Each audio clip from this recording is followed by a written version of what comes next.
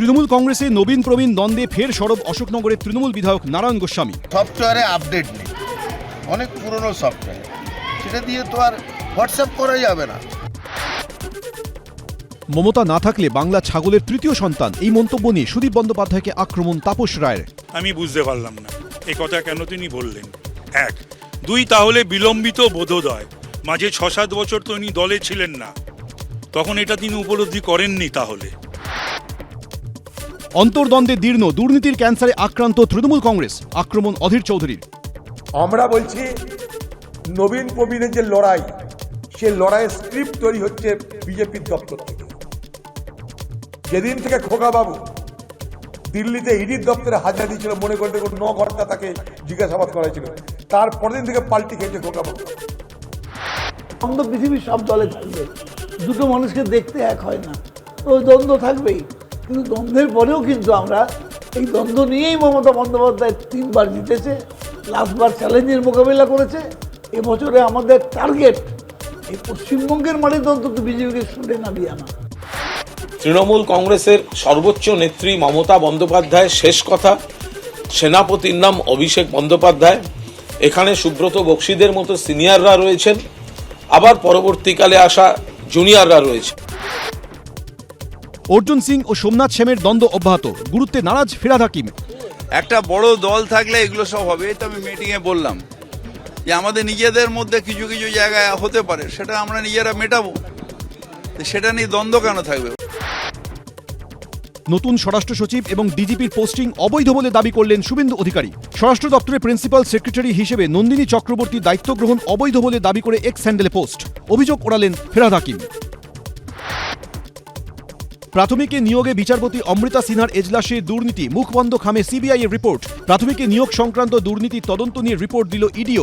আগামীকাল ইডির যুগ্ম অধিকর্তাকে উপস্থিত থাকার নির্দেশ বিচারপতির। লিপস অ্যান্ড বাউন্সের 7.5 কোটির 8টি সম্পত্তি বাজেয়াপ্তের প্রক্রিয়া শুরু, খবর ইডি সূত্রে। প্রাথমিক নিয়োগ দুর্নীতি মামলায় ইডির স্ক্যানারে লিপস অ্যান্ড বাউন্সের 4টি কোম্পানি। সংস্থাগুলির ডিরেক্টরদের জিজ্ঞাসাবাদের জন্য তলব কেন্দ্রীয় এজেন্সির। 4টি কোম্পানির অ্যাকাউন্ট থেকে লিপস অ্যান্ড বাউন্সের অ্যাকাউন্টে টাকা জমা পড়ে। কেন টাকা দেওয়া হয়েছিল জানতে চান তদন্তকারীরা। নতুন বছরে নিয়োগের দাবিতে ফের পথে নামলেন চাকরি প্রার্থীরা। শিয়ালদা থেকে ধর্মতলা পর্যন্ত মিছিলে সামিল 2022-এর প্রাথমিক টেট উত্তীর্ণরা। মুখে কালি মেখে থালা বাটি বাজে বিক্ষোভ। অবিলম্বে ইন্টারভিউ নিয়ে দ্রুত নিয়োগের দাবি। কণ্ঠস্বরে নমুনা দিলেন না বিচারপতি অমৃতা সিনহার স্বামী আইনজীবী প্রতাপ চন্দ্র দে। না জানিয়ে কণ্ঠস্বরে নমুনা সংগ্রহের নির্দেশের অভিযোগে কোর্টে পিটিশন দায়ের।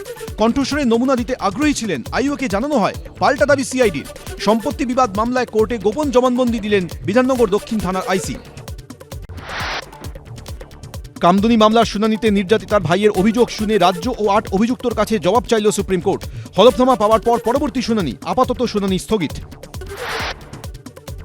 কাথি পুরসভার চেয়ারম্যান সুবল মান্নার বিরুদ্ধে অনাস্থা প্রস্তাব আনলেন তার দলেরই 16 জন কাউন্সিলর।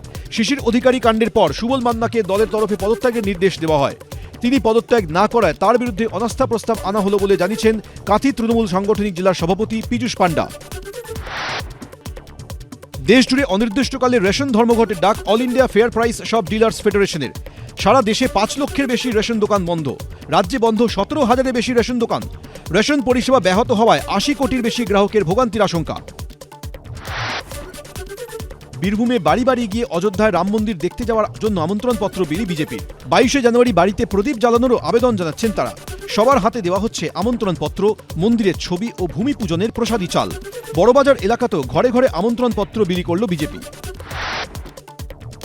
জাপানে ভূমিকম্পে ক্রমেই বাড়ছে মৃতের সংখ্যা। এখনও পর্যন্ত 48 জনের মৃত্যুর খবর মিলেছে। ভয়াবহ ভূমিকম্পের পরই জাপানের বেশ কয়েকটি উপকূল এলাকায় সুনামি সতর্কতা জারি হয়। জাপানের টোকিওর হানেদা এয়ারপোর্টে বিমানে বিধ্বংসী আগুন। রানওয়েতে অবতরণের পরই বিমানে আগুন লেগে যায়। দুর্ঘটনাগ্রস্ত বিমানে 379 জন যাত্রী এবং 21 জন বিমান কর্মী ছিলেন। যাত্রীদের সকলকে নিরাপদে উদ্ধার করা গেছে বলে দাবি স্থানীয় সংবাদ মাধ্যমের।